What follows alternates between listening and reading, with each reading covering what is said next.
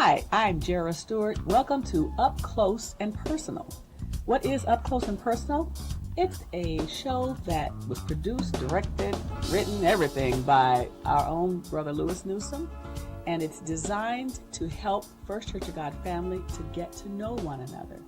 It's a great way for us to really get to know each other, to be like a true family.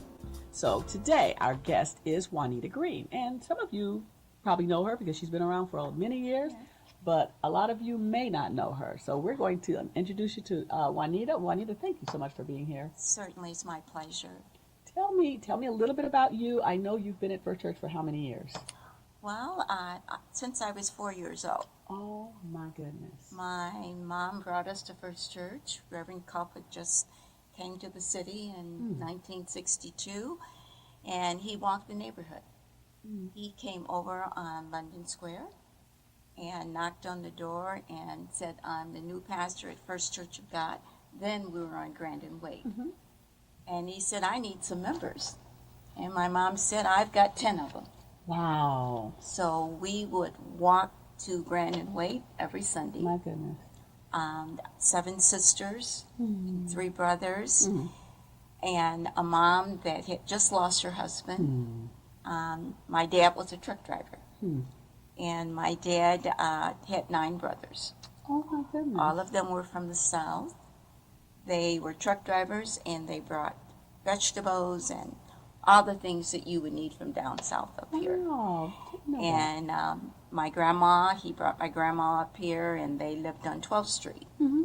So what my mom did is they also lived on 13th Street. My So she was goodness. right next to her mother-in-law. And he had 2 sisters out of the 9 boys. And my dad ran the trucking company and also helped with what they used to call it the ice house, which is right on 12th Street. All the truckers would come there to get their ice, because in those days, that's how you refrigerated. Right. And unfortunately, there was an accident in my dad's warehouse, and my dad was hit, and my dad was with us for a couple of weeks and then passed. My goodness. So she's a very strong woman. She raised all of us, and we moved from 12th over to London Square, and that's how we were blessed to meet Bishop Culp and his family. And then my sister Jean and I became their babysitters. So we babysitted their children as they were goodness. growing up, and it's been a joy. But I was in high school at Scott High School, and Scott High School had an opportunity that I was able to start working downtown at the bank, because they had a program for different students that enjoyed math, Yes. which I truly did. Yeah. My other sisters liked the English and everything, but I loved math because it always I had a mystery to it. Yeah. And they offered me a position at KeyBank when I was 16 years old. Then it was Toledo Trust.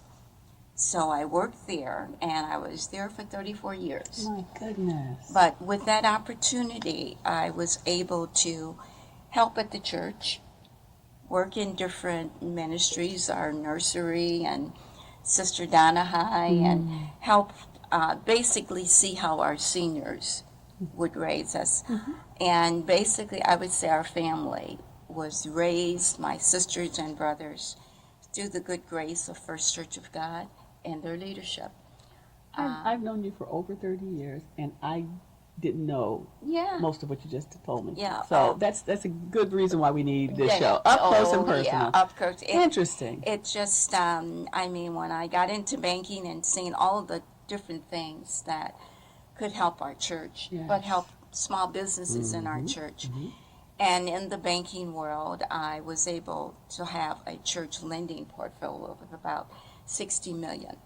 So I basically grabbed a hold of every church in Toledo and in Michigan to make sure that not just some churches, but especially black Yes. churches, Getting- had an opportunity to understand about lending and building structures. So I built Warren AME and helped with Indiana. And several churches in the community were able to understand the difference of small business lending, but the importance Mm-hmm. of understanding. And then I was naturally involved in a lot of their groups in the community through Block Watch and things like that. But Wow, that's wonderful. it was a great career. Sure, sure. Tell me exactly what do you now do for First Church? Because I know, like I said, you've been there since I've been there.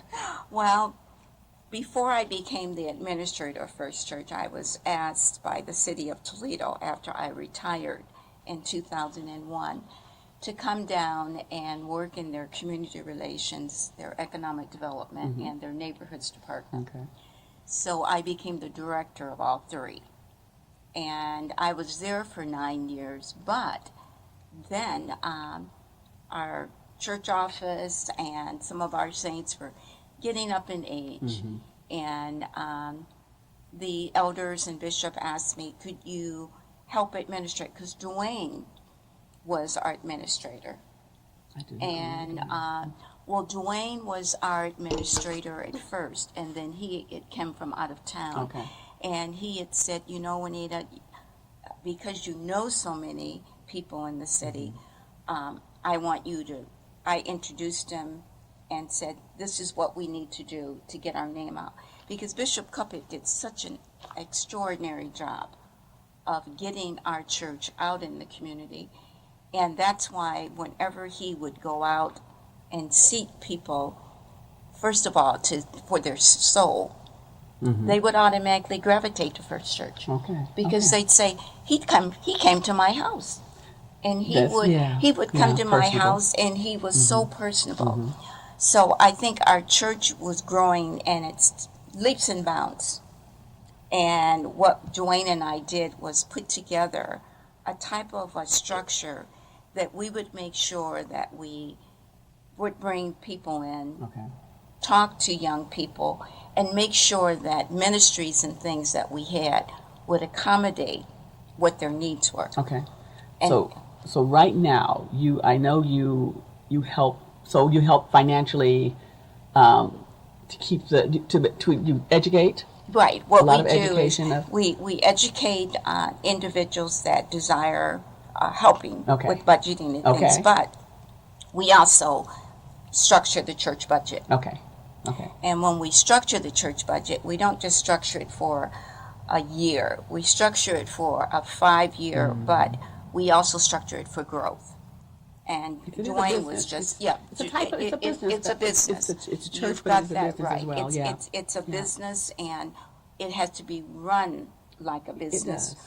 But because what he offers is more than just the building. Mm-hmm. By making sure that you have ministry and making sure that the word is getting through, not just on a Sunday, but through each day of the week, because ministry doesn't stop Right. just on a Sunday. Ministry is ongoing. Absolutely. And one of the things I think that a lot of the business people, even from downtown, even at the bank, they realize that a church is a vital structure in the community, Mm-hmm.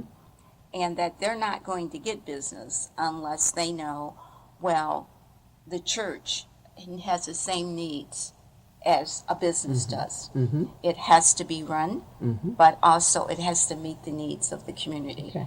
And that's what I think First Church has always done. Okay. All right. Well, one of the main things we want to talk about today is the picnic. We've got a picnic coming up. First Church of God. I'm gonna call it a family picnic. It certainly So why is. do you think it's important for us to have a picnic at this time? I think it's important because all churches, not just First Church, go through change. And the reason that the picnic's important is because we can get to know each other. As growth comes in any church, you have new people. And even though we do a fantastic job in discipling, evangelism, but also in gifts, so many gifts are in our church. And our new congregates, we want them to know their gifts is important. And the way you find out about a person's gift is to do just what you and I are doing. We're talking. But it's great to sit and talk over food. Yes. Always. Because there's always a recipe that someone's going to want to know. Who made that? I want to make that. Sure. Give me. The other thing is that you get to know about the family. Yeah. about what the family might need. Mm-hmm. There might be struggling, Mm-hmm. and you don't know it Sure. until you sit down and talk to them. But also giving out information.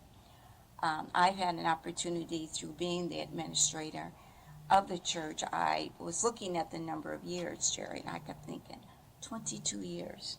Mm-hmm. I've been administrating part-time with Dwayne, and then the other years for full-time.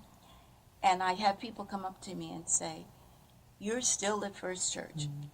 Yeah, I'm still at Yeah. First Church. Mm. In fact, people ask me when Bishop retired, Mm-hmm. "Are you going to retire with Bishop?" I says, "Oh, sure, Mm-hmm. sure." But the thing of it is you never retire from what the Lord has given you a Yeah. gift to do. Yeah. What you do is, even though you may not be in that position, Mm-hmm. people should always know, especially saints, Mm-hmm. that you can call on it. Yeah. Yeah. Okay. And that's what's important. Yeah. The other thing about our picnic Mm-hmm. is that I've found that when we do the picnic, we get people that are not just fixing food, but they're volunteering. Yeah.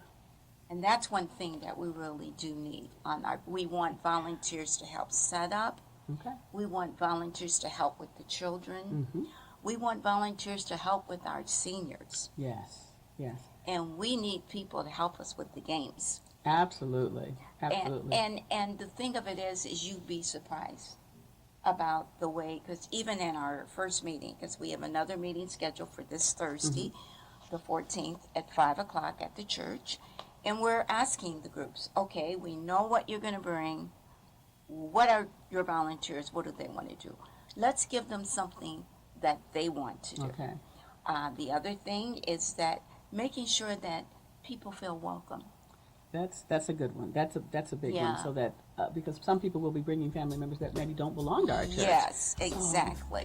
We've got to go back to being the church. Exactly. COVID did a work on us. It did a work, and it dispersed us. Yes. And now people are comfortable being at home, and we need to come back together. We really do.